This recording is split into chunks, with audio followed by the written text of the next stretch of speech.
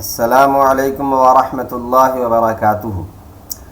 رہبری academy کی جانب سے لیے جانے والے اسلامیات اور مہاراشٹرا اسلامیات کوئز کا یہ تیسرا دن کے سوالوں کا جواب ہے۔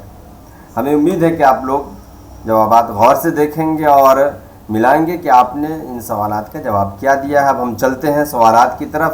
ہم دیکھتے ہیں پہلا کوشچن۔ پہلا سوال جو آپ کی اسکرین پہ ہے وہ اس طرح ہے کہ حدیث کو محفوظ کرنے والے اور دوسروں تک پہنچانے والے کو کیا کہتے ہیں؟ اس کے لیے 4 آپشن دیے گئے ہیں: اے معلم، بی محدث، سی مقرر اور ڈی راوی۔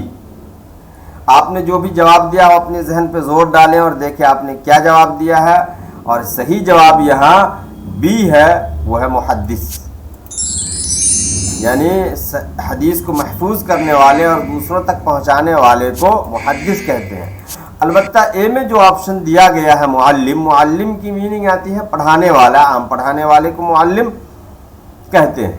سی میں مقرر کہتے ہیں تقریر کرنے والے کو، اسپیچ دینے والے کو، اور ڈی میں ہے راوی کا تعلق بھی احادیث ہی سے ہوتا ہے، اور محدث حدیث بیان کرنے والوں کو کہتے ہیں اور راوی روایت کرنے والے کو کہتے ہیں۔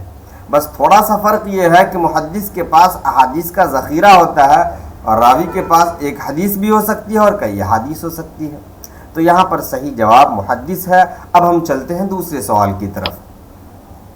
دوسرا سوال کچھ اس طریقے سے ہے کہ جس نے حالت ایمان میں پیارے نبی صلی اللہ علیہ وسلم سے ملاقات کی اور ایمان ہی پر اس کا خاتمہ ہوا، اسے کیا کہتے ہیں؟ یہ سوال بہت ہی امپورٹنٹ ہے اور غور کرنے والی بات ہے اس میں، اس لیے کہ چاروں چیزوں کا تعلق وہ صحابی، تابعی، تبع تابعی، ولی، چاروں چیزوں کا تعلق سمجھیے اللہ، رسول اور آخرت سے ہے۔ تو پہلا آپشن جو ہے تابعی ہے، دوسرا آپشن جو بی ہے تبع تابعی ہے، سی صحابی ہے اور ڈی ولی ہے۔ جس نے ایمان کی حالت میں پیارے نبی حضرت محمد صلی اللہ علیہ وسلم سے ملاقات کی اور ایمان ہی پر اس کا خاتمہ ہوا، اسے کیا کہتے ہیں؟ اور صحیح جواب ہوگا سی صحابی۔ اب آپشن 4 دیے گئے ہیں، 4 آپشن کی کچھ میں تفصیل بتا دوں۔ نمبر اے میں ہے تابعی اس شخص کو کہتے ہیں جو صحابی سے ملاقات کرے اور ایمان کی حالت میں وفات ہوئی۔ بی میں ہے تبع تابعی اس شخص کو کہیں گے جس کی ملاقات تابعی سے ہوئی ہو اور ایمان ہی کی حالت میں وفات ہوئی ہو۔ جہاں تک ولی کا تعلق ہے تو ولی کوئی بھی ہو سکتا ہے۔ آج کے زمانے میں جو اللہ کے دوست، اللہ کے ولی اور صحیح راستے پر چلنے والے لوگ ہیں اسے اللہ کا ولی کہہ سکتے ہیں۔ ولی کی میننگ آتی ہے دوست، اللہ کے دوست کو ولی کہتے ہیں۔ یہ الگ بات ہے کہ صحابی، تابعی، تبع تابعی سب کے سب ولی ہو سکتے ہیں اور تھے بھی۔ البتہ ولی جو ہے اس زمانے کے ولی جو ہے کوئی صحابی، تابعی، تبع تابعی نہیں ہو سکتے ہیں۔ اب ہم چلتے ہیں تیسرے سوال کی طرف۔ تیسرا سوال ہے کس کی دعا اور اللہ کے درمیان کوئی چیز حائل نہیں ہوتی؟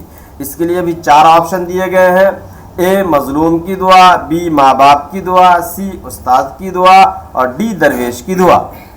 اور 4 آپشن میں جو صحیح جواب ہوگا اس کا وہ ہے اے مظلوم کی دعا، یعنی مظلوم کی دعا اور اللہ کے درمیان کوئی چیز حائل نہیں ہوتی ہے، اس لیے ہمیشہ کسی پر ظلم کرنے سے بچنا چاہیے۔ یہ الگ بات ہے کہ ماں باپ کی دعا بھی اپنے بچوں کے لیے قبول ہوتی ہے، استاد کی دعا بھی قبول ہوتی ہے، اور جہاں تک کہ درویش والی بات ہے تو درویش کہتے ہیں فقیر کو، تو دعا اگر اللہ کا نیک بندہ کوئی بھی ہو تو اس کی دعا قبول ہو سکتی ہے، اس لیے کسی کو تکلیف نہیں پہنچانی چاہیے اور دعا ہر ایک سے لینی چاہیے۔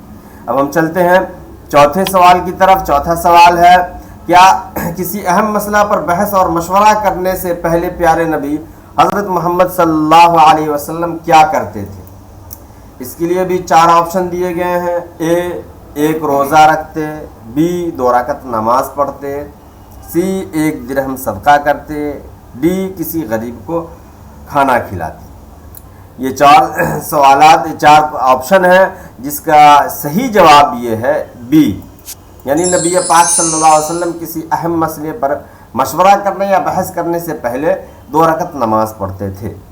کوئی کام کرنے سے پہلے، اہم مسئلے سے پہلے رسول اللہ صلی اللہ علیہ وسلم کا یہ معمول رہا ہے۔